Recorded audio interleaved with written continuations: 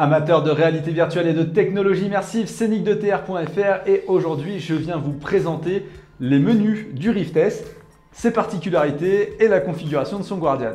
Donc déjà quand vous arrivez dans votre home, voilà à quoi ça ressemble. Alors ça dépend laquelle vous avez configuré. Moi j'aime beaucoup celle-ci, je ne vais pas faire le tour de la fonctionnalité home tout de suite. On la fera sans doute dans une prochaine vidéo. Là je voulais vraiment vous montrer les particularités du Guardian du Rift S principalement. Donc bon, je suis dans mon home, tout est configurable, mais surtout ce qui va nous intéresser, c'est quand j'appuie sur le menu, en fait, de pouvoir accéder à mes différentes palettes. Alors ici, vous avez tout un tas de palettes de configuration qui vont être complètement paramétrables. Je peux les mettre où je veux. Je peux les épingler aussi pour qu'elles restent affichées. On verra ça après. Et du coup, je vais vous présenter un petit peu tout ce qui existe. Donc là, j'ai fait exprès de tout vous masquer pour vous présenter les palettes les unes après les autres. Et donc là, on va aller s'amuser à vous faire découvrir tout ça. Hop, déjà, j'ouvre le bouton découvrir. Donc dans le bouton découvrir, c'est très simple. C'est un peu votre page d'accueil. Vous aurez vos derniers jeux auxquels vous avez joué avec des lancements rapides. Vous avez vos amis ici si vous voulez entrer en contact avec eux. Et puis, bien évidemment, un peu de pub ici pour vous proposer des jeux qui pourraient vous intéresser. Ici, on trouve le deuxième menu qui est la bibliothèque. Par défaut, il pourra s'afficher devant vous, mais vous pouvez aussi vous amuser à déplacer les calques. Voilà, donc hop, ici, moi, je l'ai pris et je l'ai mis plutôt sur ma droite parce que j'aime bien avoir tous les menus en fait autour de moi et de pouvoir me tourner comme ça pour tous les observer.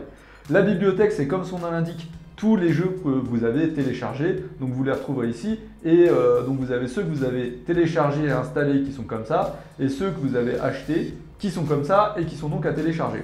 Le store, j'irai juste après parce que ça va m'envoyer ailleurs, du coup je vous le présenterai après en vous présentant une autre fonctionnalité, on fera d'une pierre deux coups.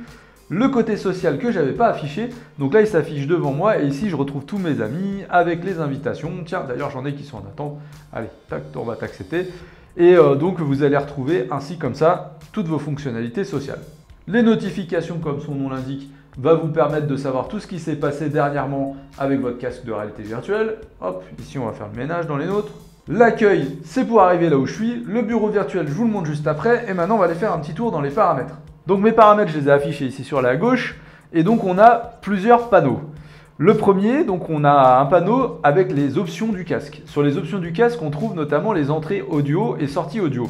Vous pouvez ainsi choisir un autre micro si vous en avez un de meilleure qualité. Celui du Rift S, sinon, fera très bien l'affaire. Vous pouvez le mettre en sourdine si vous ne voulez pas qu'on l'entende. Ou on a également la sortie audio qui permet de couper le son ou de la réactiver ou de baisser le son que vous avez en jeu. C'est ici dans ce panneau que vous retrouvez votre réglage de l'IPD, donc de l'intervalle pupillaire. Même si, comme je l'expliquais dans mon test, moi j'ai beau m'amuser à aller jusqu'au maximum, je ne vois pas une grande différence, donc ça me laisse dubitatif quant à la qualité de ce système. J'irai sur le Guardian. Après, on fait un petit tour dans l'onglet graphisme. Alors dans l'onglet graphisme, vous pouvez ici choisir entre une option qui permet d'ajuster automatiquement l'anti-aliasing en fonction de votre ordinateur. Et sinon, ici, vous pouvez l'activer par défaut. Dans le tableau de bord, ici, donc le tableau de bord, c'est ça en fait. Et donc c'est ce menu. C'est ce menu que vous avez quand vous appuyez une fois en fait sur le bouton Oculus, qui est sur votre main droite. Donc vous pouvez déjà dire que par défaut, vous ne voulez l'afficher que si vous appuyez de façon prolongée sur le bouton Oculus. Ça, c'est vous qui choisissez. Moi, j'aime bien qu'il s'affiche dès lors que j'appuie. Vous pouvez aussi choisir, et ça, c'est une spécificité de l'Oculus Rift S, d'afficher la caméra réelle à chaque fois que vous affichez votre menu. Allez, on va le faire là. Comme ça, je vous montre ce que ça donne. Paf!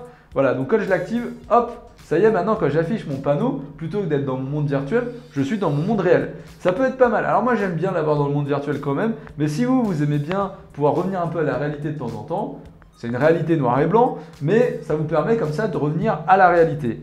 Vous avez remarqué que là, à l'instant, en fait, je suis revenu dans rien faire. Pourquoi?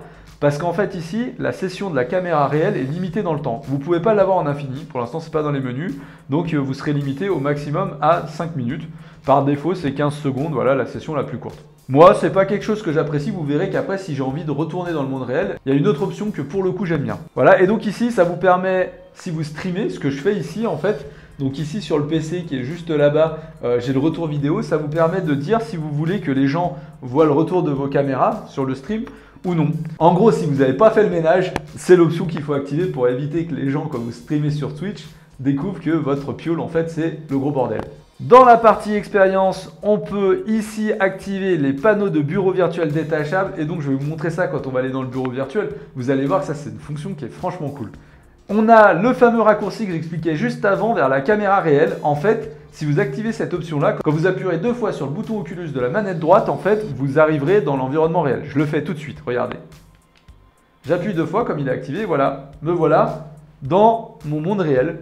Donc ça peut être assez pratique, hein. Encore une fois, si vous avez envie de boire un coup, si vous avez envie de parler à quelqu'un qui est là, si vous avez entendu votre chat qui passe et que vous vous dites « Oh là là, je vais l'écraser » et que vous voulez tout de suite revenir en réalité, sortir votre casque, c'est la bonne option. Pour sortir de ce rendu, il vous suffit d'appuyer sur n'importe quel bouton et vous arrivez à revenir sur votre menu. Le masquer, les commandes du panneau, en fait, les commandes du panneau, c'est grosso modo ces commandes que vous avez ici ou ici. En fait, si vous mettez masquer, paf, vous voyez, on les a plus. Alors du coup, c'est un peu plus design et vous pouvez toujours accéder à ces menus-là en appuyant sur le bouton hop, de votre contrôleur. Et donc, comme ça, vous voyez ici qu'on retrouve les fonctions épingler ou réduire. Et enfin, ici, on a la possibilité d'activer une montre bracelet que j'ai à mon point ici et donc qui vous permettra notamment de voir l'heure si vous avez des notifs et tout. Et moi je trouve ça assez cool comme ça de pouvoir voir l'heure dans mon menu. Allez, je vous montre maintenant le menu Guardian qui lui est un peu plus spécifique au Rift S. Déjà, on va faire une petite réinitialisation pour que vous voyez comment ça marche. Donc pour initialiser le Guardian, ça se présente comme ça, je me retrouve face à mon écran de Guardian et donc ici j'ai juste à faire continuer, toc, et on va me proposer en fait de regarder face là où je veux jouer. Donc c'est-à-dire que là, par exemple, j'ai envie de jouer dans mes jeux ou de parler dans mes jeux en face de vous. Une fonctionnalité qui peut être très pratique pour ceux qui jouent en face de gens streamés, par exemple. Alors bien évidemment, dans les jeux en room scale, de toute manière, ça va peut-être pas servir à grand-chose, mais ça vous permet au moins initialement de faire face à la caméra. Et n'oublions pas que le Rift S hérite d'un gros patrimoine du Rift qui, pendant un long moment, était en gameplay face caméra et qui s'est beaucoup plus récemment ouvert au room scale. Donc ici, je valide, je configure, ok, donc c'est bien là ma face avant, je valide, je continue. Vous voyez ici qu'il me demande de définir le niveau du sol. Dans le Quest, ça se fait automatiquement, vous avez une proposition que vous pouvez reforcer si elle n'est pas bonne. Dans le Rift S, par défaut, jusqu'à présent en tout cas, il me le fait systématiquement configurer. Alors peut-être que l'option automatique viendra par la suite, mais peut-être aussi qu'ils se sont dit, vu qu'on va moins configurer le sol dans le Rift S que dans le Quest, qui lui est beaucoup plus portatif, peut-être que c'est mieux de le faire configurer à chaque fois pour qu'il soit parfaitement précis. Je continue, donc là il m'a bien dégagé mon sol, et donc ici je vais pouvoir, comme dans le Quest, dessiner ma zone. Alors c'est un petit peu différent, vous voyez que j'ai un petit liseré rose ce coup-ci, mais grosso modo on se retrouve sur le même système où hop on va tourner autour de soi pour définir sa zone. Parfait, je continue, ici j'ai une petite zone, hein, puisque je suis dans la partie fond vert de mon studio qui n'est pas très grand, et mon Guardian est configuré, je termine, et je retourne donc dans mon monde virtuel, et comme vous allez pouvoir le voir, ici si je me rapproche, je vois les limites de mon Guardian que je viens de dessiner qui apparaissent. Et donc justement, ça me permet de vous parler des autres options en fait de ce Guardian. Vous voyez ici que j'ai des options de limites qui peuvent être activables ou désactivables. Contrairement au Quest, il est donc possible, si je le souhaite, avec un message d'avertissement, parce qu'on le rappelle, c'est super dangereux, désactiver complètement mon Guardian. Et là, j'ai plus rien, c'est-à-dire que je peux aller taper dans mes murs, je ne serai pas averti. Donc, je vous déconseille fortement de désactiver cette option-là, sauf si éventuellement vous voulez jouer face à votre PC à un jeu de voiture parce que vous avez votre volant, que votre limite room scale comme moi, elle est pile au niveau de votre chaise et que vous n'avez pas envie de vous taper la grille pendant toutes vos sessions de jeu. Alors après, ce que vous pouvez faire aussi, c'est uniquement désactiver les murs. Ici, quand je me rapproche, je vois les murs et je vois les liserés du sol. Quand je désactive les murs ici, en fait, vous n'allez plus avoir les murs, mais par contre, vous voyez bien toujours le liseré du sol. Ça peut être pratique si vous êtes dans une zone de plein air délimitée au niveau du sol. Par contre, si vous avez des murs, je vous conseille quand même fortement de garder systématiquement la détection des murs activée. Option très importante, ces deux-là, ce sont la sensibilité à votre Guardian. Et donc par défaut, on est sur ces valeurs-là que je juge assez bas. Pourquoi? Parce que vous voyez qu'il faut vraiment que je commence à rapprocher grandement ma main de mon mur.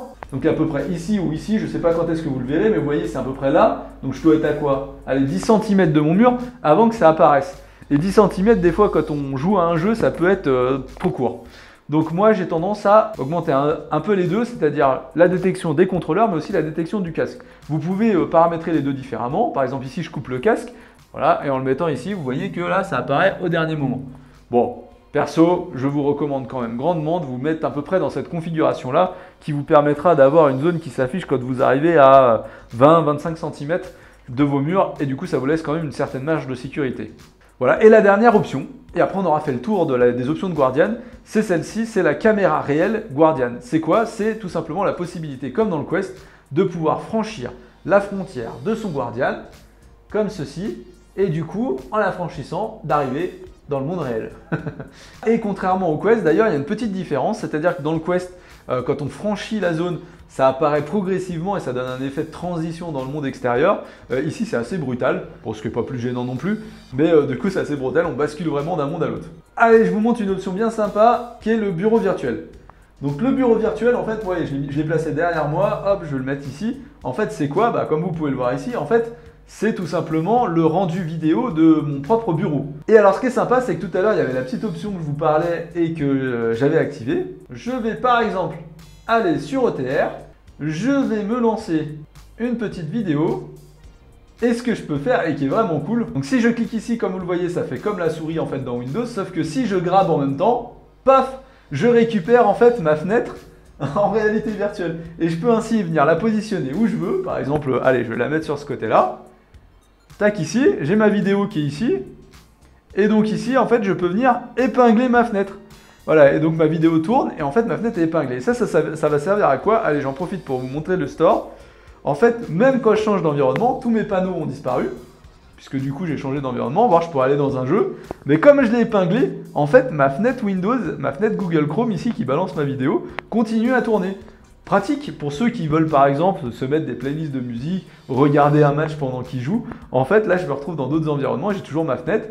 Donc ici j'arrive sur le store, hein, c'est un store tout ce qu'il y a de plus classique, on va pouvoir acheter ces jeux. Bon, je ne ferai pas le tour du store ici, je voulais vous montrer cette option là. Mais vous avez aussi la possibilité, du coup, allez, si je lance par exemple un Beat Saber, de pouvoir jouer donc avec cette fenêtre en fait qui est toujours là. Et donc me voilà en train de jouer à Beat Saber avec sur mon côté ma fenêtre en fait qui est en train de voilà, défiler, ma fenêtre Windows qui est parfaitement en train de tourner. Et là j'ai coupé le son de la fenêtre bien évidemment, mais j'aurais pu avoir le son de la vidéo en mode podcast. Voilà, vous l'aurez compris, vous pouvez même regarder la radio OTR en fait pendant que vous êtes en train de faire vos sessions de jeu, donc vous n'avez plus aucune raison de les louper en direct. Et donc si vous voulez retourner à votre maison principale, il vous suffit de cliquer sur l'accueil, et là vous allez retourner dans votre monde virtuel. Vous voulez masquer la fenêtre qui tourne depuis tout à l'heure, il vous suffit de la désépingler, et voilà, vous vous retrouvez dans votre monde virtuel tranquille. Voilà, du coup dans le moment vous devriez être incollable avec les fonctionnalités des menus de l'Oculus Rift S à sa réception. J'espère que cette vidéo vous sera utile. Si vous avez des bonnes pratiques, des astuces que j'ai pas forcément évoquées là, n'hésitez pas à les mettre dans les commentaires de la vidéo et comme ça on les relaiera dans les prochaines. Si la vidéo vous a plu, je vous invite à la liker, à la partager comme d'habitude et bien évidemment à vous abonner à la chaîne si ce n'est pas encore fait. Et moi je vous dis à très bientôt pour de nouvelles sessions 100% réalité virtuelle. À bientôt les amis.